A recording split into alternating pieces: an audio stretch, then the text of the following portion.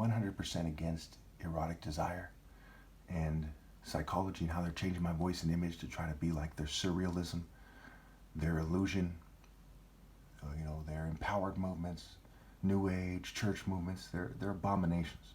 Okay, it may get confusing in the videos, but always remember that I'm the type of guy that gets along with everybody. I do not naturally sound gay. I do not naturally look gay. They're doing that. Okay, if homosexuals and their allies won't respect God and the Bible enough to not try to make it seem like I'm gay, then they should be chastised. I am not gay. Okay, and they might edit this video in the future, so be on the lookout for that. Now, when we look at this thing in terms of neuroplasticity, right, your brain wiring, generational brain wiring, brain function, right, neural pathways, how your brain's communicating with itself and the body, okay, and your mind, if you separate the mind from the brain, and that's a long philosophical conversation for another day. We know that those people who do not put God first don't have proper brain function. They haven't met the standard that God meant for people to have. Putting God first in reality cannot be done after I'm gone unless somebody decides to end their life right there. And it's sad, but that is the world that they're creating. Okay? I'm not recommending suicide or not recommending suicide, but that's the truth, and I think people deserve to hear the truth. Okay? So why are all brains not equal? Well, first of all, think about it in terms of computers or cars or jets. Imagine a scooter engine compared to a jet engine. Other people basically have like a scooter engine, and they want to pretend I'm insane because I have a jet engine. So they say, well, what proof do I have? Well, let's think about this. I'm the son of two doctors. My dad went to Detroit when there was race riots going on, penniless, and worked his way up to being a brain surgeon. And he was already part of the Igbo Nigerian royal family in Africa. So his genes naturally emerged. And so when he was put in a foreign nation, not speaking English as a first language, he naturally emerged. In Nigeria, he was an excellent student. He naturally emerged. He's a big, strong guy who was a sprinter in high school, okay, and dabbled in martial arts. It's important to know, okay. So when he married my mom, who's white, during a very racial time, and they put pressure on her to drop out of medical school, okay, I know that racism is real and potent in America more than most people, believe it or not, okay? Believe it or not, it is more obvious when you're from the upper middle class than when you're from the poor classes. It's hard to believe, but it's true. In some ways, it's more obvious when you're poor, okay, by the way you're treated and other kind of nuanced things. I used to hang out with poor people all the time. Most of my friends are poor, okay? But it is more obvious because it's like Master P said when he said, when you make it to the top, they pull you back down.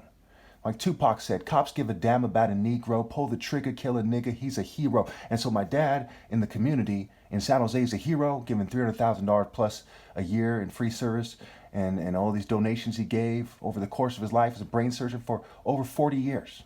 You see how it's too late for them to launch a smear campaign. And my mom was a National Merit Scholar, and she's a general surgeon. Okay, these are two people whose brains work in terms of moral wisdom and not just book smarts better than everyone else of their generation. And then you have my top martial arts challenge. I graduated college, but I don't care about these things. It is my top martial arts challenge, transcends worldly quote unquote wisdom. Okay, and it has shown us that I have a jet engine. So for them to say I'm crazy is like a dog saying Martin Luther King is crazy. Okay, in fact, Jesus in the Bible even called the people who weren't smart enough to put God first dogs. Peter said in one of the Peters, or was in Paul's letters, he said, anyone who, people are slaves to whatever's mastered them, okay? And they're slaves to sin because sin has mastered them. Well, I am the master, okay? And I'm the master of masters. I'm above the devil. I'm above all the churches. They are slaves to sin and to the rebellion and the debt from cheating me out of my right to lead. Jesus said, why don't you judge for yourself what is right? And then Jesus in the Bible is superimposed on me. He said, make it right with people before you die, is what he's getting at.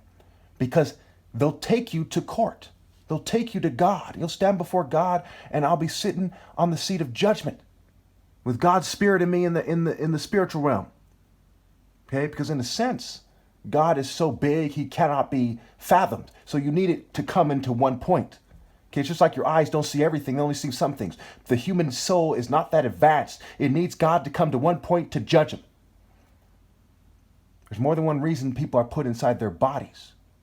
And we know this for a lot of reasons. Now think about this. Okay, when we look at the sun, in Psalm 19, it says the sun is coming out of the tent of the heavens like a champion, rejoicing to run his course like a bridegroom, etc. What are they getting at? Well, listen carefully. The sun itself is a tent. It's a tent coming out of a tent.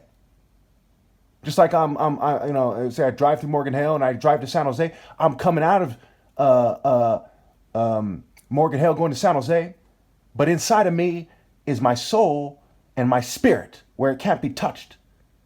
So I'm a tent coming out of a tent. And so it is with God. God's spirit is guiding the sun in a way nobody can detect.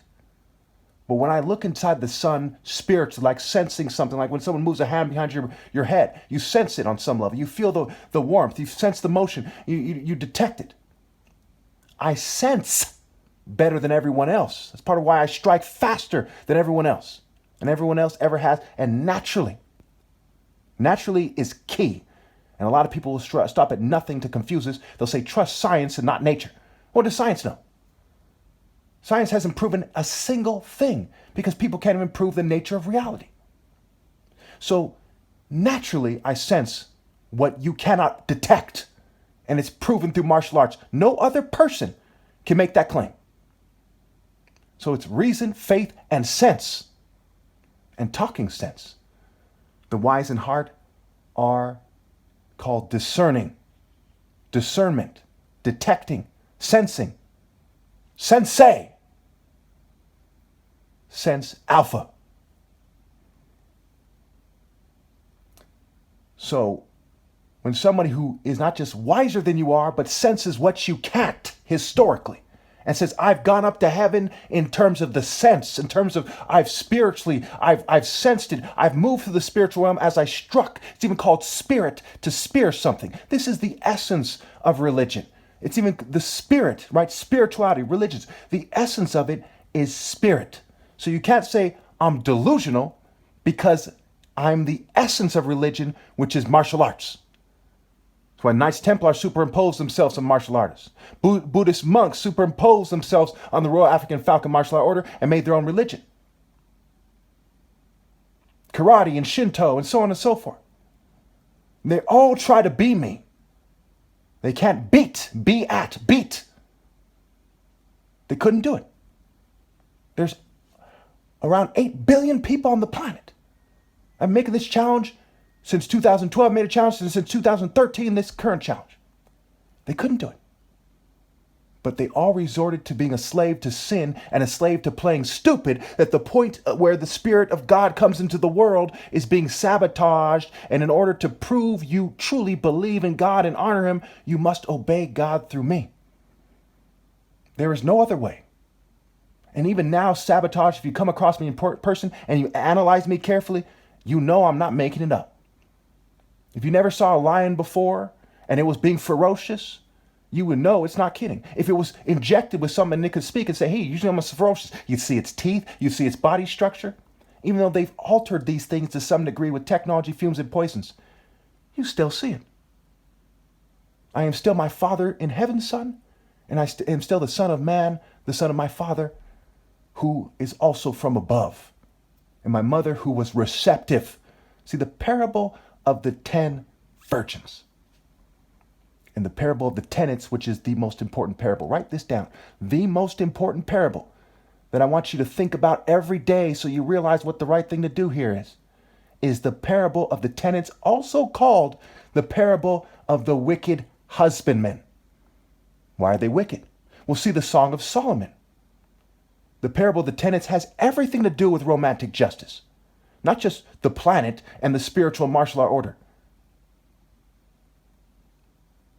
They cheated me out of the admiration of women who would marry me and scramble to present themselves so I could choose. And once you do that, your reproductive cycles are null. You are the walking dead. When you cheat the Son of God, the point in which true love and romance enters the world, out of his right to choose any woman he wants. When you're complicit with that, you're done, because God is love. Whoever does not love does not know God, because God is love. Whoever pretends that what they are feeling is love is an idolater. That is a serious, serious sin. Rebellion and divination. Serious sins. Because you have rejected the true love from God, which only comes through the order, I am the way, the truth, and the life, God has rejected you and your offspring. Because you did it for generations. And the effect it has on his son is forevermore. Where is my wife? Where's my children? Wait, you all came together and superimposed your cultures on the truth and cheated me out of that.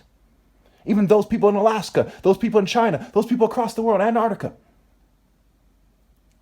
They live their lives in a way that confuses women about what they should do, and they should obey God through me, which costs me a wife. The word life and wife are connected. God even referred to himself in the Bible, in the story, in Isaiah, as the husband of Jerusalem. And I am the bridegroom. You think you can cheat the bridegroom and it won't cost you and your offspring forever? Think about it. Think.